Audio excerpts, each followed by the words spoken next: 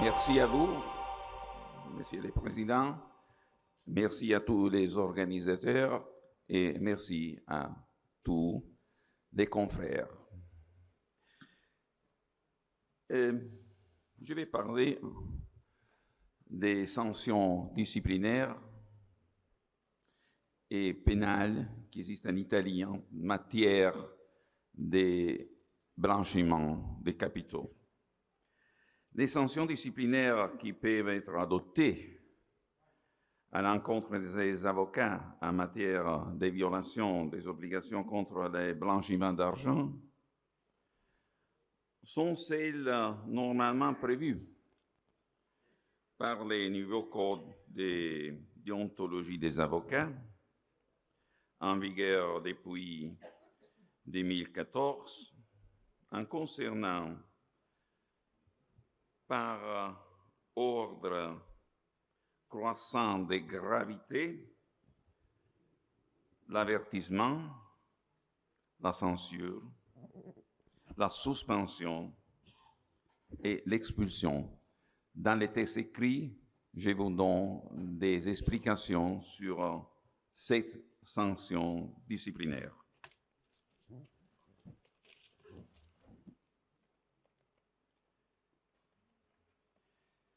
N'est pas écrit, en effet, qu'il puisse y avoir des comportements déontologiques incorrects de nature à entraîner l'imposition des sanctions disciplinaires, même en l'absence d'une infraction administrative ou pénale spécifique. Toutefois, cette hypothèse est soumise au risque de l'imposition éventuelle d'une sanction en l'absence d'une violation spécifique d'une règle spécifique, de sorte qu'il est toujours nécessaire de pouvoir identifier les données réglementaires précises dont la violation, même si elle ne consiste pas en une infraction de nature administrative ou pénale, peut donner lieu à une procédure disciplinaire. Un exemple.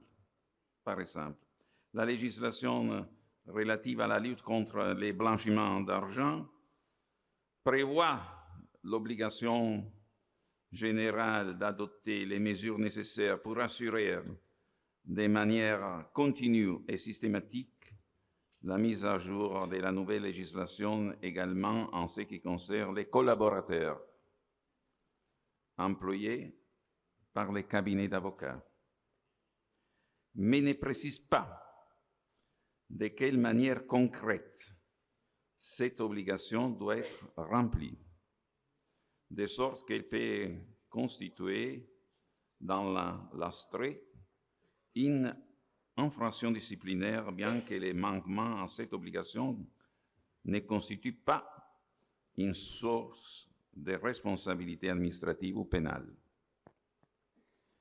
Toutefois, l'obligation ayant été présumée, mais pas la manière concrète de l'exercer, une éventuelle faute disciplinaire n'est présumée, ne pouvoir être envisagée que si aucune indication n'a été donnée à ces collaborateurs et employés, dès lors qu'un simple avertissement pourrait suffire, à savoir que la législation en la matière doit toujours être prise en considération.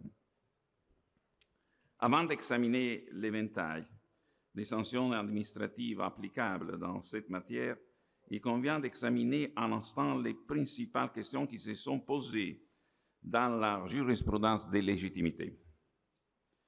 En particulier, en ce qui concerne les sanctions en cas de non-déclaration des transactions suspectes, les principes de favoré consacrés par les décrets législatifs 2017 a été confirmé avec l'affirmation de la rétroactivité des dispositions des sanctions les plus favorables, conformément aux dispositions combinées des articles 67 et 69 du décret législatif numéro 231/2017, ainsi qu'il ressort de l'arrêt de la 2e session civile de la Cour suprême qui rappelle les arrêts de 2018. En réalité, l'article 58 du décret législatif numéro 90 de 2017 avait introduit un traitement des sanctions plus clémentes. En effet, dans la lex superveniens, la sanction administrative visée au premier alinéa de l'article 58 du décret législatif du 2017 est fixée à 3 000 € et peut être augmentée pour les cas de gravité particulière à un montant compris entre un minimum de 30 000 € et un maximum de 300 000 €. Alors que dans les règlements précédents, les mêmes cas étaient sanctionnés d'un montant compris entre l'1% et les 40% du montant total de la transaction non déclarée, pouvant ainsi atteindre des chiffres des millions et des millions d'euros de condamnations administratives. Il convient de noter qu'en règle générale, l'article 1er de la loi numéro 6089 de 1981 ne prévoit que l'interdiction de la rétroactivité défavorable, mais pas non plus la rétroactivité favorable, qui ne peut être entendue par analogie que dans les cas spécifiques où elle est prévue de manière explicite. Par conséquent, il convient d'ajouter que précisément en ce qui concerne les sanctions administratives en cas de non-respect des obligations de prévention d'un blanchiment des capitaux, la rétroactivité des règles ultérieures plus favorables a été confirmée dans le droit administratif italien, qui est normalement en principe en vigueur uniquement en droit pénal. Par ailleurs, en ce qui concerne l'obligation de signaler les opérations suspectes, dont le contenu sanctionnatoire sera observé ci-après, il convient de noter que l'arrêt de la Cour suprême est très important. Dans la 10 sentence de 2018, le juge de la légitimité a précisé que pour identifier les comportements passibles des sanctions, la présomption de l'extranéité des opérations à une activité criminelle fondée sur la conviction personnelle de l'opérateur n'est pas pertinente, pas plus que le résultat d'une enquête personnelle n'est également pertinent, car la responsabilité est entraînée dans un jugement objectif de l'aptitude du suspect de s'estimer sur la base des éléments objectifs et subjectifs qui caractérisent l'opération, en tant qu'instrument de contournement des dispositions visant à prévenir et à sanctionner l'activité de blanchiment des capitaux. Les dispositions contournées peuvent donc se référer à toute action de conversion, de transfert, de dissimulation, d'acquisition, de possession ou d'utilisation des biens résultant d'une activité criminelle ou de la participation à une telle activité.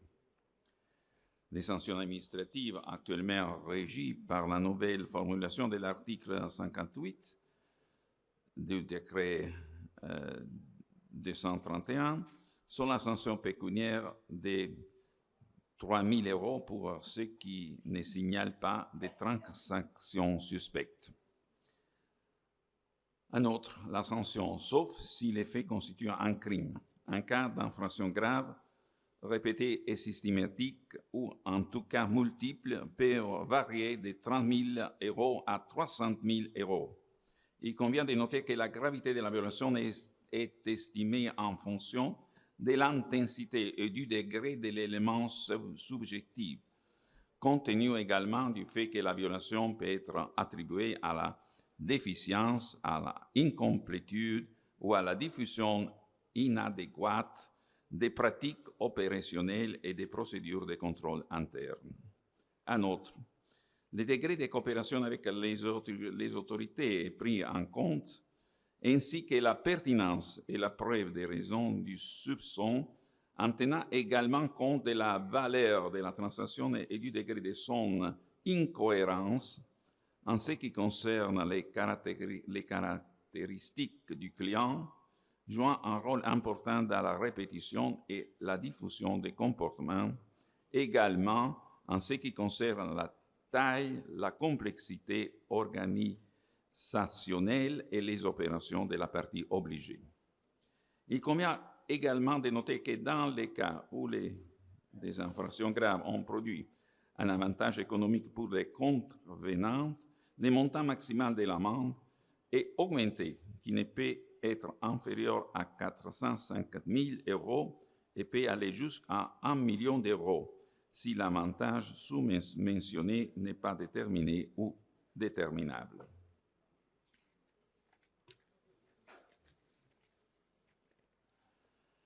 La Commission spéciale du Conseil national des avocats a donné des obligations principales à tous les avocats en Italie en matière de blanchiment des capitaux. L'obligation d'identification du client et du bénéficiaire effectif. L'obligation de conserver les données relatives au client et à l'opération. L'obligation de contrôler également les clients et les bénéficiaires effectifs. L'obligation de s'abstenir d'effectuer l'opération lorsque la vérification adéquate du client ou du bénéficiaire effectif est impossible. L'obligation d'effectuer un signalement auprès de la Banque d'Italie si l'avocat sait, a des soupçons ou des motifs raisonnables de suspecter que des opérations de blanchiment des capitaux ou de financement du terrorisme sont en cours ou ont été menées ou ont été tentées. L'obligation de formation du personnel et des collaborateurs, l'obligation d'informer les ministères de l'économie de tout transfert d'argent liquide effectué à quelque titre que ce soit par des entités différentes pour des montants égaux ou supérieurs à 3 000 €, l'obligation d'adopter des procédures en fonction du type d'études afin d'atténuer et de gérer les risques de blanchiment des capitaux et de financement du terrorisme. Les bénéficiaires effectifs doivent être identifiés lorsqu'ils détiennent une participation de plus de 25% du capital du client, également par la création des filiales des sociétés financières ou par l'intermédiaire d'intermédiaires. Il est à noter que si vous n'acceptez pas les mandats professionnels, la personne avec laquelle vous avez eu une rencontre ou un premier contact n'est pas un client, de sorte que l'avocat n'a pas les obligations énumérées ci-dessus. Les clients doivent fournir par écrit toutes les informations nécessaires à l'exercice de leurs activités de lutte contre le blanchiment d'argent et le terrorisme. Il existe donc des exigences spécifiques particulièrement importantes dans les cas des relations internationales entre cabinets professionnels lorsque les mandats émanent d'un autre collègue. Dans ce cas, l'information peut être obtenue par les collègues qui confèrent la charge avec une attestation dans laquelle les collègues mandants attestent avoir rempli les obligations prévues en Italie en matière de lutte contre le blanchiment d'argent, en envoyant simultanément une copie de la documentation requise. L'ensemble du dossier doit rester 10 ans. Reste 1 minute, Maître Alfredo. Oui, merci bien. Un aspect particulier concerne la contestation du client en tant que personne politiquement exposée. attribuer en Italie ou à l'étranger une personne qui a occupé des postes politiques de haut niveau, tels que chef de l'État, chef du gouvernement, parlementaire, membre du conseil d'administration des entreprises publiques, membre des cours suprêmes ou des tribunaux juridictionnels de dernière instance, ambassadeur, etc. Il y a des obligations qui sont données par l'État. Je n'ai pas le temps, mais je les énumérer dans les textes écrits. Et il est particulièrement pertinent de souligner que l'avocat est exempté de l'obligation de signalement lorsqu'il a perçu une opération suspecte dans le cadre de son activité défensive dans la procédure, y compris les procédures d'arbitrage, les négociations assistées et les procédures de conciliation, ainsi que lorsqu'il est exempté de l'obligation de signalement lorsque l'information a été apprise dans le cadre d'une consultation préalable à une activité de promotion d'une action judiciaire ou d'une défense dans le cadre de la procédure décrite ci-dessus. Merci, Je vais Maître Prévost. terminer.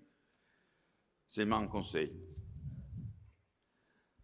Bon, en Italie, les clients et la personne qui établit des relations continues effectuent des transactions ou des demandes et obtient un service professionnel à la suite de la cession d'un mandat, il s'ensuit que sans l'attribution et l'acceptation d'un mandat et l'encaissement éventuel d'honoraires, il ne peut y avoir d'obligation de la part de l'avocat. D'où il s'ensuit qu'il est un critère de sagesse d'obtenir des informations appropriées avant d'accepter les mandats, car il est certainement extrêmement désagréable de devoir dénoncer les clients, comme l'exige la loi. Merci à tous. Merci à vous.